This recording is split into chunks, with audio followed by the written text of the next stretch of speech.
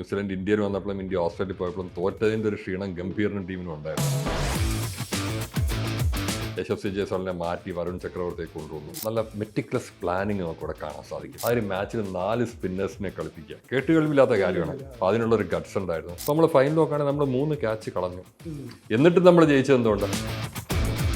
ഓർത്തിരിക്കേണ്ട ഒരു കാര്യം, ഓസ്ട്രേലിയയുടെ ഫുൾ സ്ട്രെങ്ത് ആയിരുന്നില്ല, ആ ബൗളേഴ്സ് ഉണ്ടായിരുന്നില്ല. അപ്പോൾ വരുണിനെതിനുള്ള കഴിവുണ്ടെന്നുള്ളത് നമ്മൾ വളരെ ലേറ്റാണ് നമ്മൾ തന്നെ മനസ്സിലാക്കിയ.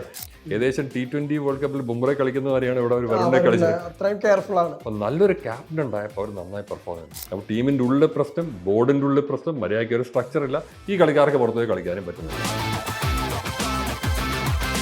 നമസ്കാരം, വീണ്ടും ക്രിക്കറ്റ് വിശേഷങ്ങളുമായിട്ട് രാഘവൻ സാറാണ്. സാർ നമസ്കാരം. നമസ്കാരം സാർ, ഈ നമ്മൾ ചാമ്പ്യൻസ് ട്രോഫി ഭയങ്കര ആധികാരികമായിട്ട് ജയിച്ചു. ഭയങ്കര ഡോമിനന്റ് വിക്ടറി ആയിരുന്നു ഇന്ത്യയെ സംബന്ധിച്ചിടത്തോളം. ഇപ്പം കഴിഞ്ഞ ICC ടൂർണമെന്റുകളൊക്കെ ഇന്ത്യ ഡോമിനന്റ് ആയിരുന്നെങ്കിൽ ഈ ഫൈനൽ അല്ലെങ്കിൽ സെമിയിലൊക്കെ വീണു പോകുന്ന കാഴ്ചകൾ നമ്മൾ കണ്ടിട്ടുണ്ട്. പക്ഷെ ഇതൊരു കംപ്ലീറ്റ് ഡോമിനേഷൻ, എല്ലാ ബോളിംഗ്, ബാറ്റിംഗ്, ഫീൽഡിംഗ് എല്ലാത്തിലും. ശരിക്കും എങ്ങനെയാണ് ചാമ്പ്യൻസ് ട്രോഫി വിക്ടറി? നമ്മൾ നേരത്തെ ചർച്ച ചെയ്ത പോലെ ക്രിക്കറ്റിനെ കുറച്ചുകൂടെ, ODI ക്രിക്കറ്റിനെ കുറച്ചുകൂടെ സ്നേഹിക്കാൻ ഉള്ള ഒരു കാരണം കൂടെയല്ലോ. തീർച്ചയായിട്ടും അതൊരു പ്രത്യേക കാരണമുണ്ട്. കാരണം നമ്മൾ ജയിക്കുന്നു, അത് ഇത്ര ആധികാരികമായിട്ട് ജയിക്കുന്നു. ഇതൊരു വളരെ നല്ല മെറ്റിക്കുലസ് പ്ലാനിങ് നമുക്ക് ഇവിടെ കാണാൻ സാധിക്കും. 2 ടൂർ, അതായത് ന്യൂസിലൻഡ് ഇന്ത്യയിൽ വന്നപ്പോഴും ഇന്ത്യ ഓസ്ട്രേലിയ പോയപ്പോഴും തോറ്റതിൻ്റെ ഒരു ക്ഷീണം ഗംഭീറിനും ടീമിനും ഉണ്ടായിരുന്നു. അപ്പോൾ അതിൽ നിന്ന് റിക്കവർ ചെയ്യാൻ അവരെ സഹായിക്കുകയും ചെയ്യും. അത് ഒരു സെലക്ഷനിൽ തന്നെ നോക്കുകയാണെങ്കിൽ യശസ്വി ജയ്സ്വാളിനെ മാറ്റി വരുൺ ചക്രവർത്തിയെ കൊണ്ടുവന്നു. അപ്പോൾ തന്നെ ദുബായിലെ വിക്കറ്റ് എങ്ങനെയായിരിക്കും എന്നുള്ളതിനെ പറ്റി അവർ നന്നായി പഠിച്ചിരുന്നു.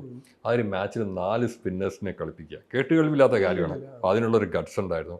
പിന്നെ ഋഷഭ് പന്തിനെ പുറത്തിരുത്തി രാഹുലിനെ കളിപ്പിക്കുക. അപ്പോൾ ബാറ്റിംഗ് ഡെപ്ത് ആണ് കൂടുതൽ പ്രധാനം. കാരണം പന്ത് നല്ല ബാറ്റ്സ്മാൻ ആണ്, പക്ഷേ രാഹുലിനെ മാതിരി ഒരു സ്റ്റേബിൾ അല്ല, റിലയബിൾ അല്ല. അപ്പോൾ മിഡിൽ ഓർഡറിനൊരു സ്റ്റെബിലിറ്റി കിട്ടി. അതുമാതിരി പാണ്ഡ്യയുടെ പ്രസൻസ്, അക്ഷർ പട്ടേലിനെ 5ലേക്ക് കൊണ്ടുവന്നപ്പോൾ ടെയിൽ എന്നുള്ളത് 9ലേക്ക് നീങ്ങി. അപ്പോൾ കൂടുതൽ ബാലൻസും ഡെപ്തും വന്നു. അപ്പോൾ നല്ലതായിട്ട് പ്ലാൻ ചെയ്തിരുന്നു. അപ്പോൾ നമ്മൾ ഫൈനൽ നോക്കുകയാണെങ്കിൽ നമ്മൾ 3 ക്യാച്ച് കളഞ്ഞു. എന്നിട്ടും നമ്മൾ ജയിച്ചത് എന്തുകൊണ്ടാണ്? അപ്പോൾ നമുക്ക് അത്ര സുപ്പീരിയോറിറ്റി ഉണ്ടായിരുന്നു.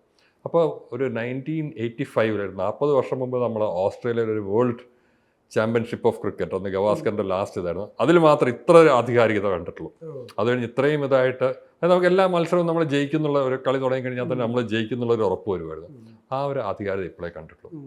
It's A splendid performance. സാധാരണ നമ്മൾ ഫൈനൽ സെമിയിലൊക്കെ വീണു പോകുന്നൊരു കാഴ്ചയുണ്ട്. കാരണം ഇന്ത്യക്ക് ലാസ്റ്റ് വരുമ്പോഴത്തേക്ക് ആ പ്രഷർ ഹാൻഡിൽ ചെയ്യാൻ പറ്റാറില്ല പലപ്പോഴും. അല്ലെങ്കിൽ ഇപ്പോൾ ബാറ്റ് ചെയ്യുമ്പോൾ ചെറിയ സ്കോറിലേക്ക് ആയിപ്പോൾ ചേസ് ചെയ്യുമ്പോൾ നമ്മളൊരു പെട്ടെന്ന് വിക്കറ്റ്സും. ശരിക്കും ആ ആസ്പെക്ട് ഒക്കെ നോക്കുമ്പോഴത്തേക്കും കുറച്ചുകൂടെ ഇന്ത്യ ആ കാര്യത്തിലൊക്കെ പോളിഷ്ഡായി നമുക്ക് പറയാൻ പറ്റും മുന്നോട്ടുള്ള ടൂർണമെന്റുകളിലൊക്കെ. 2 കാര്യം നമ്മളിവിടെ നോക്കണം. കാരണം നമ്മൾ കഴിഞ്ഞ 2 തോൽവി പറയുന്നത് 2019 ലോകകപ്പിൽ ന്യൂസിലൻഡിനോട് സെമിയിൽ തോറ്റും, അത് 23 ഫൈനലിൽ നമ്മൾ തോറ്റു. അതും ഓസ്ട്രേലിയയും ന്യൂസിലൻഡും ആയിരുന്നു. അതേ സൈഡിൽ തന്നെ ഇവിടെ നമ്മൾ തോപ്പിച്ചു എന്നുള്ളൊരു പ്രതികാരം എന്ന് വേണമെങ്കിൽ പറയാം. പക്ഷെ ഇവിടെ നമ്മൾ ഓർത്തിരിക്കേണ്ട ഒരു കാര്യം, ഓസ്ട്രേലിയയുടെ ഫുൾ സ്ട്രെങ്ത് ആയിരുന്നില്ല, ആ ബൗളേഴ്സ് ഉണ്ടായിരുന്നില്ല എന്നുള്ള കാര്യം നമ്മൾ മറക്കരുത്. അത് ന്യൂസിലൻഡിനെ സംബന്ധിച്ചുള്ള ഹെൻറിക്ക് ഫൈനലിൽ ഒരു പരിക്ക് പറ്റി. പക്ഷേ ഹാറ്റ്സ് ഓഫ് ടു ഇന്ത്യ. കാരണം ഇതൊക്കെയാണെങ്കിലും ഫൈനലിൻ്റെ സ്ട്രെസ് ഹാൻഡിൽ ചെയ്യാന്ന് പറഞ്ഞാൽ അതിന് പ്രത്യേകതരം ഒരു ടെമ്പർമെൻറ്റ് വേണം. അത് നമ്മൾ നന്നായി കാണിച്ചു. പ്രത്യേകിച്ച് 2 മത്സരങ്ങളിൽ സെമിയിലും ഫൈനലിൽ രാഹുലിൻ്റെ ബാറ്റിംഗ് വളരെ നിർണായകമായിരുന്നു. ഒരു നമ്പർ 6 വന്നിട്ട് ആ ഫൈനൽ 10 ഓവേഴ്സ് ആങ്കർ ചെയ്യാന്ന് പറയുന്നത് നമുക്ക് നോക്കുമ്പോൾ കുഴപ്പമില്ല, ടാർഗറ്റ് 2 അടിക്കുന്നൊക്കെ വിചാരിക്കും. പക്ഷേ ഏറ്റവും സ്ട്രെസ്ഫുൾ പീരീഡാണ്. കാരണം ഒരു വിക്കറ്റ് പോവുകയാണെങ്കിൽ, ഒരു ലാപ്സ് സംഭവിച്ചാൽ തന്നെ ചിലപ്പോൾ കളിയുടെ ഗതി മാറാം, പ്രത്യേകിച്ച് ഓസ്ട്രേലിയ ന്യൂസിലൻഡ് പോലുള്ള സൈറ്റിൽ. അപ്പോൾ അവിടെ ആ ഒരു പ്രസൻസ് വളരെ സഹായകമായിരുന്നു. ഈ പ്രധാനമായിട്ട് 2 താരങ്ങളുണ്ട്.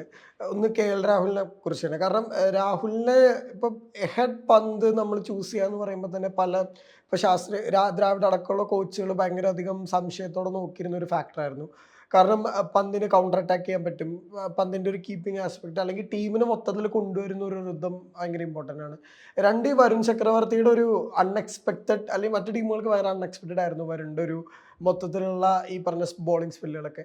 ശരിക്കും ഈ രാഹുൽ ചൂസ് ചെയ്തത് മൊത്തം ക്രിക്കറ്റിൽ ഭയങ്കരമായിട്ട് ചർച്ചകൾ വന്നിട്ടുണ്ട് ക്രിക്കറ്റ് ഗ്രൂപ്പുകളിൽ. ഇനിയും നമുക്ക് പറയാം രാഹുലിനെ നമ്മൾ ട്രസ്റ്റ് ചെയ്യേണ്ട ഒരു സിറ്റുവേഷൻ വന്നു എന്ന് നമ്മൾ നോക്കണേ. രാഹുലിനെ ഇപ്പൊ കഴിഞ്ഞ ലോകകപ്പിൽ രാഹുലാണ് നമുക്ക് വേണ്ടി കീപ്പ് ചെയ്തത്, പന്ത് ഉണ്ടായിരുന്നില്ല.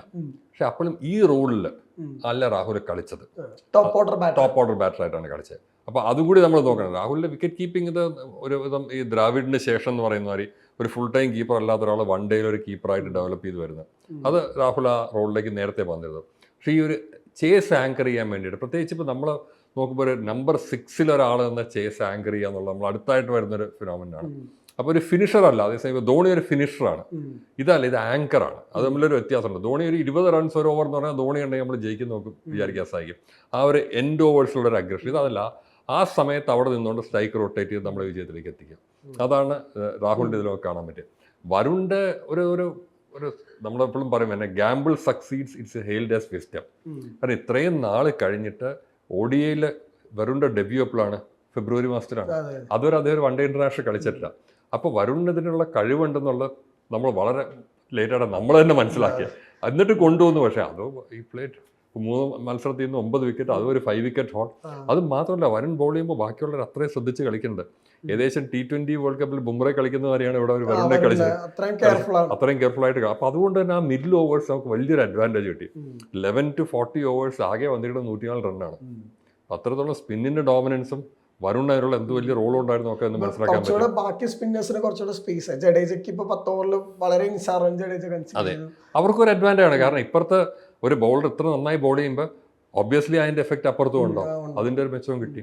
ഇപ്പോൾ ഈ ചാമ്പ്യൻസ് ട്രോഫി അവസാനിച്ച് കഴിയുമ്പോൾ പ്രധാനമായിട്ടും ചർച്ചയ്ക്ക് വന്ന 2 ടീമുകളുണ്ട്. കാരണം ഈ 90s 2000 ബിഗിനിങ് അല്ലെങ്കിൽ ഒരു പ്രീ കോവിഡ് വരെ ഏറ്റവും ക്രിക്കറ്റിൽ ഡോമിനൻ്റ് ആയിരുന്ന 2 നേഷനായിരുന്നു, ഏഷ്യൻ നേഷൻസ് ആയിരുന്നു. ഒന്ന് ശ്രീലങ്കയും ഒന്ന് പാകിസ്ഥാനും.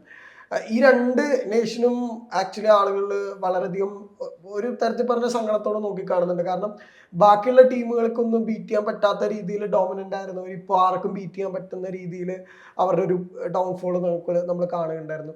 ശരിക്കും ഈ 2 ടീമുകളെ കുറിച്ച് ഡിസ്കസ് ചെയ്യുമ്പോൾ ഈ ശ്രീലങ്കയുടെ കുറച്ചുകൂടെ നമുക്ക് മനസ്സിലാവുന്ന ഒരുപാട് ഫാക്ടറുകളുണ്ട്. ആ ഒരു ടോപ്പ് 4 റിട്ടയർ ചെയ്ത് കഴിഞ്ഞിട്ട് അവർക്ക് പിന്നെ ഒരു പീക്ക് സംഭവിച്ചില്ല. ശരിക്കും ഈ ശ്രീലങ്കയിൽ 83 വേൾഡ് കപ്പ് ഇന്ത്യ സംഭവിച്ച പോലെ എന്തായിരുന്നു ശ്രീലങ്കയുടെ റൈസിങ് ഫാക്ടർ? ശ്രീലങ്ക നമ്മൾ നോക്കുകയാണെങ്കിൽ നമ്മുടെ അടുത്ത് നിന്ന് വളർന്നൊരു നേഷനാണ്. അപ്പോൾ അവർ 82 അവർ ആദ്യം ടെസ്റ്റ് കളിക്കാൻ അവസരം കിട്ടുന്നത്. പക്ഷെ അതിനു മുമ്പ് തന്നെ അവർ 79 ഇന്ത്യ ലോകകപ്പിൽ തോപ്പിച്ചിട്ടുണ്ട്. അപ്പോൾ അവരൊരു നല്ല സൈഡായിട്ട് വേഗം ബ്ലോസം ചെയ്ത് വന്നിരുന്നു. 86 തന്നെ അവർ ടെസ്റ്റ് മാച്ച് ജയിച്ചു തുടങ്ങി. അങ്ങനെ അവർ പെട്ടെന്നൊരു കോഴ്സ് യൂണിറ്റ് അവിടെ വന്നു. പക്ഷെ അവർക്കൊരു അവരുടെ 1983 മൂവ്മെൻറ്റ് 1996 വിക്ടറിയാണ്. കാരണം അതിന് 3 മാസം മുമ്പാണ് അവർ ഓസ്ട്രേലിയയിൽ പോയപ്പോൾ ആ ഡാരൽ ഹെയർ എന്ന് പറഞ്ഞ അമ്പയർ മുരളീധരനെ ചക്കിങ്ങിന് വിളിച്ചിരുന്നു. അപ്പോൾ അന്ന് രണത്തിക ടീമിനെ കൊണ്ട് പുറത്തേക്ക് വരിക, അങ്ങനെ ഭയങ്കര വിവാദങ്ങളുണ്ടായി. അന്ന് ഇവർ ആരും മൈൻഡ് ചെയ്യാത്ത ടീമാണ്. അപ്പോൾ ന്യൂസിലൻഡ് അപ്പോൾ ശ്രീലങ്ക ഇത് ഇന്നുമാതിരി ചെയ്യുകയാണെങ്കിൽ അവരെ പുറത്താക്കണം എന്ന് വരെയുള്ള വാദങ്ങൾ ഉയർന്നിരുന്നു. അപ്പോൾ അതിൽ നിന്നൊരു വലിയ തിരിച്ചുവരവാണ് നടത്തിയത്. ഇപ്പോഴും ഓർമ്മയുണ്ട്, ഓസ്ട്രേലിയൻ ടൂർ കഴിയുമ്പോൾ അവർ വളരെ സ്ട്രോങ് ആവും എന്ന് പറഞ്ഞിരുന്ന R മോഹൻ എന്ന് പറഞ്ഞ്, ഞാൻ ഒരു പണ്ടൊരു ഹിന്ദുവിന് വേണ്ടി എഴുതിയിരുന്ന ഒരു ക്രിക്കറ്റ് കറസ്പോണ്ടന്റ്, അദ്ദേഹം പറഞ്ഞ ഓർമ്മയുണ്ട്, 96 വേൾഡ് കപ്പ് തുടങ്ങുന്ന 3 മാസം മുമ്പ് ഡോണ്ട് റൈറ്റ് ഓഫ് ശ്രീലങ്ക, കാരണം അവരുടെ their batting is still number 7. കാരണം അന്ന് റോഷൻ മഹാനാമയൊക്കെ വരുന്നത് ലോവർ ഓർഡർ. ഇപ്പം നമ്മളിപ്പോൾ ജയിച്ചപ്പോൾ ജഡേജ നമ്പർ 8 എന്ന് പറയുന്നവരാണ്. അന്നപ്പോൾ നമ്പർ 7 വരെ ബാറ്റ് ചെയ്യാൻ പറ്റുമല്ലോ. ഒരു നല്ല ബൗളേഴ്സ് അവർക്ക് ഉണ്ടായിരുന്നു. And they are a brilliant captain രണത്തുംഗ.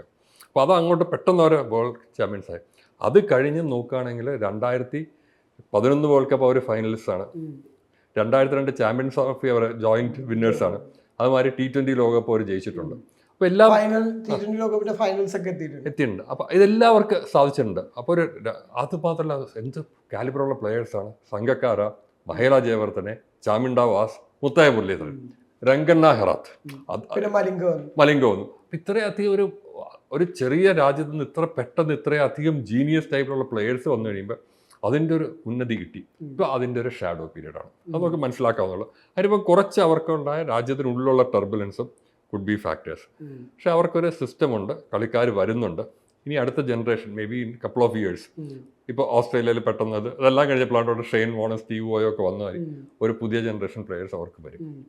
പാകിസ്ഥാനെ സംബന്ധിച്ചിടത്തോളം അവരുടെ ഇതിനേക്കാളും മോശമായ സ്ഥിതിയാണ്. പിന്നെ പാകിസ്ഥാൻ ഇതുപോലെ നമ്മൾ 1932 ക്രിക്കറ്റ് കളിക്കാന്ന് പറഞ്ഞിട്ട് 52 ആദ്യത്തെ ടെസ്റ്റ് ജയിച്ചത്. ഇംഗ്ലണ്ടിൽ ആദ്യത്തെ ടെസ്റ്റ് ജയിച്ചത് 71 പാകിസ്ഥാൻ 52 കളിക്കാൻ തുടങ്ങിയത്. 52 തന്നെ ഒരു ടെസ്റ്റ് ജയിച്ചു. അവർ 1954 ഇംഗ്ലണ്ടിൽ വെച്ച് തോപ്പിച്ചു. അപ്പോൾ അവർക്കൊരു ബ്രില്യൻസ് എന്നും ഉണ്ടായിരുന്നു.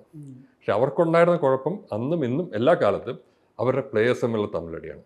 അപ്പോൾ നല്ലൊരു ക്യാപ്റ്റൻ ഉണ്ടായപ്പോൾ അവർ നന്നായി പെർഫോം ചെയ്യുന്നുണ്ട്. പണ്ടൊരു മുഷ്തഖ് മുഹമ്മദ് ഉണ്ടായിരുന്നു. മുഷ്തഖിനെ അവരെ കൺട്രോൾ ചെയ്യാനൊരു കഴിവുണ്ടായിരുന്നു. പിന്നെ ഓഫ് കോഴ്സ് ഇമ്രാൻഖാൻ വന്നപ്പോൾ പറ്റിയിരുന്നു. വാസിം അക്രത്തിന് ഒരു വലിയ പരിധിവരെ പറ്റിയിരുന്നു. പിന്നെ അത് കഴിഞ്ഞ് ഈ വാതുവെപ്പ് വിവാദം വന്നപ്പോൾ ഏറ്റവും അനുഭവിച്ച ടീമും പാകിസ്ഥാനാണ്. കാരണം അവരുടെ മുഖ്യ കളിക്കാർക്കെതിരെ ആരോപണം വന്നു തുടങ്ങി. അക്രമനെതിരെ ആരോപണം, സലീം മാലിക്കിനെതിരെ ആരോപണം, അങ്ങോട്ടും ഇങ്ങോട്ടും പ്ലെയേഴ്സ് ഇത് ചെയ്യുന്നു. അപ്പോൾ ഡ്രസ്സിംഗ് റൂമിൻ്റെ ഉള്ളിൽ കണ്ടാൽ കടിച്ചേറുന്നുള്ളൊരു സ്ഥിതിവിശേഷമാണ് പലപ്പോഴും വന്നത്. എന്നിട്ടും ഇതിൻ്റെ ഇടയ്ക്ക് അവർ ജയിച്ചിട്ടുണ്ട്. 2017 ചാമ്പ്യൻസ് ട്രോഫി അവർ ജയിച്ചു. അത് വലിയൊരു കാരണം മിസ്ബാഹ് ഉള്ളൊക്കെ ഉള്ളപ്പോൾ ഇതുപോലെ തന്നെ അവർക്ക് ഒരു നല്ലൊരു ക്യാപ്റ്റനെ കിട്ടി. അപ്പോൾ പാകിസ്ഥാനെ സംബന്ധിച്ച് ഒരു നല്ലൊരു ക്യാപ്റ്റൻ ഒരു വലിയ ഫാക്ടറാണ്. കാരണം ഇപ്പോഴും ടാലന്റഡ് പ്ലെയേഴ്സ് ഉണ്ട്.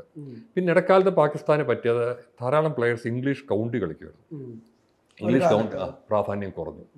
പിന്നെ ഇന്ന് ഇംഗ്ലീഷ് കൗണ്ടിയുടെ സ്ഥാനം ഏറ്റെടുത്തിരിക്കുന്നത് IPL ആണ്. IPL അവർക്ക് കളിക്കാൻ പറ്റുന്നില്ല. ഇന്ത്യയും പാകിസ്ഥാനും തമ്മിലുള്ള ബന്ധം മോശമായിട്ടുള്ളത്. അപ്പോൾ രാജ്യത്തിന് പുറത്ത് അവർക്ക് ഡെവലപ്പ് ചെയ്യാനായിട്ടുള്ള അവസരം കിട്ടുന്നില്ല. പണ്ട് കിട്ടിയിരുന്ന പോലെ രാജ്യത്തിനകത്ത് പ്രോപ്പറായിട്ട് സ്ട്രക്ചറും ഇല്ല. ശരിക്കും അവിടെ ഒരു ഞാൻ വെച്ച് നോക്കിയാൽ അവിടുത്തെ ഒരു രഞ്ജി ട്രോഫി അല്ലെങ്കിൽ അങ്ങനത്തെ ഒരു ഫസ്റ്റ് ക്ലാസ് സ്ട്രക്ചർ ചെയ്യുന്ന ഇപ്പം അവർ മിക്ക താരങ്ങളും നമ്മൾ കണ്ടറിയാം വളരെ യങ് ഏജ് തന്നെ പാകിസ്ഥാൻ ടീമിലേക്ക് വരാറുണ്ട്. ഇപ്പം ഏർലി 20s അല്ലെങ്കിൽ 17-18 അവരുടെ ഒരു ഫസ്റ്റ് ക്ലാസ് സ്ട്രക്ചർ ശരിക്കും ഇന്ത്യ ആയിട്ട് കമ്പയർ ചെയ്യുമ്പോൾ ശരിക്കും ഇല്ല. കാരണം പാകിസ്ഥാൻ്റെ ഒരു വ്യത്യാസമുള്ള സ്ട്രക്ചർ പാകിസ്ഥാന് പണ്ടുതൊട്ടേ പ്രൈവറ്റ് ടീംസ് സംബന്ധിച്ച് അവിടെ ഹബീബ് ബാങ്ക്, പാകിസ്ഥാൻ എയർലൈൻസ് ഇവരൊക്കെ പങ്കെടുക്കുമായിരുന്നു. അങ്ങനെ ഒരു സ്ട്രക്ചർ. പക്ഷേ നമ്മൾ രഞ്ജി ട്രോഫി മാതിരി എല്ലാ വർഷവും കൃത്യമായിട്ട് നടക്കുന്നതല്ല. അപ്പോൾ അതിൻ്റെ ഒരു ഡ്രോബാക്ക് ഉണ്ട്. ഇപ്പം ഞാൻ കഴിഞ്ഞ ഒരു കുറച്ചാൾ മുമ്പ് വായിച്ചാണ് ഒരു പുതിയ ചീഫ് വന്നു. പിന്നെ അവരുടെ ബോർഡിൻ്റെ തലപ്പത്ത് എപ്പോഴും മാറ്റമുണ്ടോ. അപ്പം സർക്കാർ ഇഷ്ടപ്പെട്ടില്ലേ പെട്ടെന്ന് PCB പ്രസിഡന്റിനെ മാറ്റും, പുതിയൊരാൾ വരും, അയാൾ വേണ്ട ആൾക്കാരെ വെക്കും. അപ്പോൾ ആ ഒരു ഇൻസ്റ്റബിലിറ്റി BCCIക്ക് എന്ത് വന്നാലും നമ്മുടെ നാട്ടിലെ ബാക്കി രാഷ്ട്രീയ മാറ്റങ്ങളൊന്നും ഇതിൽ വരുന്നില്ല. വ്യത്യസ്ത പാർട്ടിപ്പെട്ടവരാണെങ്കിലും BCCയിൽ വരുമ്പോൾ ഒരു ക്രിക്കറ്റിന് വേണ്ടി പ്രവർത്തിക്കും. അതുമാത്രമല്ല ക്രിക്കറ്റ് വരുമ്പോഴത്തേക്കും ബ്യൂറോക്രസിയും രാഷ്ട്രീയവും വലിയ ബിസിനസ്സും എല്ലാം ഒരുമിച്ച് വരുന്ന കാഴ്ച കൂടി നമ്മൾ കാണുന്നുണ്ട്. അപ്പോൾ ആ ഒരു ഐക്യം അവിടെ ഇല്ല. അതുകൊണ്ട് തന്നെ അവിടുത്തെ ആ ഒരു ക്രിക്കറ്റ് സ്ട്രക്ചർ പിന്നെയും വീക്കാവുകയാണ്. ഇപ്പോൾ ഒരു പുതിയ ചീഫ് വന്നിട്ട് പറഞ്ഞാണ് 5 ടീമുകളെ വെച്ചിട്ട് ഒരു ടൂർണമെൻറ്റ്, ഒരു ചാമ്പ്യൻഷിപ്പ് നടത്താൻ പോകുന്നു. അതൊന്നും ടേക്ക് ഓഫ് ചെയ്തിട്ടില്ല അവിടെ. അപ്പോൾ അതിൻ്റെ ഒരു അഭാവം പണ്ടും ഉണ്ടത്, പക്ഷേ ഇപ്പോൾ അത് കൂടുതലായിട്ട് വന്നു. പിന്നെ ഇപ്പോൾ വേറൊരു കാര്യം പറ്റിയ 2009 2019 വരെ 10 വർഷം ഒരു ടീമോട് ടൂർ ചെയ്തില്ല. അതിനിടയ്ക്ക് രണ്ടാമതൊരു വാതുവെപ്പ് വന്നു. ഇംഗ്ലണ്ടിൽ വെച്ചിട്ട് ഇത് പിടിച്ച് അവരുടെ ക്യാപ്റ്റനെ തന്നെ അറസ്റ്റ് ചെയ്യുന്ന സ്ഥിതി വന്നു. അപ്പോൾ ധാരാളം പ്രശ്നങ്ങൾ അവരുടെ ടീമിൻ്റെ ഉള്ളിൽ ഉണ്ടായിട്ടുണ്ട്. അപ്പോൾ ടീമിൻ്റെ ഉള്ളിൽ പ്രശ്നം, ബോർഡിൻ്റെ ഉള്ളിൽ പ്രശ്നം, മര്യാദയ്ക്ക് ഒരു സ്ട്രക്ചർ ഇല്ല. ഈ കളിക്കാർക്ക് പുറത്തുപോയി കളിക്കാനും പറ്റുന്നില്ല. അപ്പോൾ പെർഫെക്റ്റ് റെസിപ്പിയാണ് ഫെയിലിയറിന്. അതാണ് ഇപ്പോൾ നമ്മൾ കണ്ടുകൊണ്ടിരിക്കുന്നത്. ഇല്ല അപ്പോഴും ഉണ്ടാവുന്നപ്പോൾ അപ്പോഴും ഈ കുറച്ച് ഭയങ്കര ഹൈ ടാലന്റഡ് ആയിട്ടുള്ള ഫാസ്റ്റ് ബോളേഴ്സ് അവരുടെ ഒരു കഴിഞ്ഞൊരു 10 വർഷത്തെ ജനറേഷനിൽ 10 വർഷം എടുത്താൽ തന്നെ ഒരുപാട് ഫാസ്റ്റ് ബോളേഴ്സ് ഉണ്ട്. പക്ഷെ എന്നാൽ സ്പിൻ വിക്കറ്റ്സിന് അത്ര മാത്രം അല്ലെങ്കിൽ സ്പിൻ ബോളേഴ്സ് ഒരു കാരണവശാലും വരാത്ത രീതിയിൽ അത്രയും ക്വാളിറ്റി ഇല്ലാത്ത സ്പിന്നേഴ്സ് വരുന്നുണ്ട്, അല്ലെങ്കിൽ ടീമിലേക്ക് എത്തുന്നില്ല ക്വാളിറ്റിയുള്ള സ്പിന്നേഴ്സ്. ഈ 2 ബാലൻസും ഈ പറഞ്ഞ ഒരു ടീമിന് ഭയങ്കര ഇമ്പോർട്ടൻ്റ് ആണല്ലോ. അപ്പോൾ അവർ പുറത്ത് ടൂർ ചെയ്യുമ്പോഴും ഈ പറഞ്ഞ നല്ല ലാക്ക് ഓഫ് ഗുഡ് സ്പിന്നേഴ്സ് അല്ലെങ്കിൽ അവരുടെ കാലത്ത് എപ്പോഴും ഉണ്ടായിരുന്ന ഒരു കൺസിസ്റ്റന്റ് ഫിനിഷർ ബാറ്റർ, ഇത്തരം ഫാക്ടറുകളൊക്കെ പാകിസ്ഥാനെ ശരിക്കും എഫക്ട് ചെയ്തിട്ടുണ്ടാവും. ഉണ്ട്. അവരെപ്പോഴും ഒരു study stream of fast bowlers ഉണ്ടായിരുന്നു. അവർ പത്താൻ ഫാസ്റ്റ് ബോളിംഗ് കണക്ഷൻ കൊണ്ടായിരിക്കണം.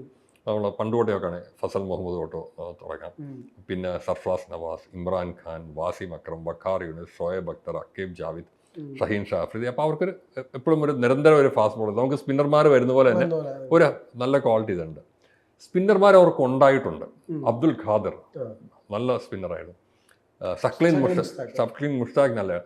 ഇടയ്ക്കിടയ്ക്ക് ഒരു അതെ അങ്ങനെ ഇടയ്ക്ക് നല്ല സ്പിന്നേഴ്സ് വരുന്നുണ്ട്. പക്ഷെ അതിനപ്പുറത്തേക്ക് അവർക്ക് ഈ ലെവലിൽ അതിന് ഒരു സ്പിന്നേഴ്സ് നന്നായിട്ട് പറയുമെങ്കിൽ ഒരു നല്ല ഫസ്റ്റ് ക്ലാസ് സർക്യൂട്ട് ഉണ്ടാവണം. കാരണം ഒരു സ്പിന്നറെ സംബന്ധിച്ചിടത്തോളം കുറേ അധികം ഓവർ ബോൾ ചെയ്ത് ആ ലെങ്ത്തിൽ ലൈനും വന്ന് ഇത് ചെയ്ത് വരാൻ പറ്റണം. അതിനുള്ളൊരു അവസരം അവർക്ക് കിട്ടുന്നത് അതും ആയിരിക്കുന്നതാണ് തോന്നുന്നത്. കാരണം ഇന്ത്യയിൽ അതിപ്പോഴും ഉണ്ട്. ഇന്ത്യയിൽ അതിപ്പോഴും ഉണ്ട്. ഡൊമസ്റ്റിക് ഫസ്റ്റ് ക്ലാസ് സർക്യൂട്ട് ഇപ്പോഴും നല്ലപോലെ നടക്കുന്നുണ്ട്. അപ്പോൾ അവിടെ കളിക്കാനുള്ള അവസരം കിട്ടുന്നുണ്ട്. ഇത് പാകിസ്ഥാൻ്റെ ഉള്ളിലും പുറത്തും പോയി കളിച്ച് ചെയ്യാനായിട്ടുള്ള അവസരം സ്പിന്നർമാർക്ക് കിട്ടുന്നില്ല. പിന്നെ അവരെ സംബന്ധിച്ച് സ്പിന്നിന് ഒരു ഗ്ലാമറും ഇല്ല. നമ്മളെപ്പോഴും അതാണല്ലോ കാണുന്നത്. നല്ല ബോളേഴ്സിനെ കാണുന്നു, നല്ല ബോളേഴ്സ് പോലെ ചെയ്യണം തോന്നുന്നു. ഇന്ത്യക്ക് ഒരു കാലത്ത് തീരെ ഫാസ്റ്റ് ബോളേഴ്സ് ഉണ്ടായിട്ടില്ല. അന്ന് ആരും ഫാസ്റ്റ് ബോളിംഗ് നോക്കിയിരുന്നില്ല. കാരണം നമ്മൾ കാണുന്ന അതെല്ലാവരും കാർഷൻ ഖൗറയുടെ അപ്പുറത്തേക്കുള്ള സ്പീഡുള്ളവരില്ല. പക്ഷേ ഒരു കപിൽ ദേവ് വന്നു കഴിഞ്ഞപ്പോൾ ഒരു ഇൻസ്പിറേഷനാണ്. കപിൽ ദേവിനെ ഭാര്യ ആവാൻ പറ്റും. അപ്പോൾ അത് കഴിഞ്ഞിട്ട് ജവഹൽ ശ്രീനാഥ് വന്നു, സഹീർ ഖാൻ വന്നു. ഇന്നിപ്പോൾ ഫാസ്റ്റ് ബോളേഴ്സ് ഇഷ്ടംമാതിരി ഫാസ്റ്റ് ബോളേഴ്സ് ആയിപ്പോയി.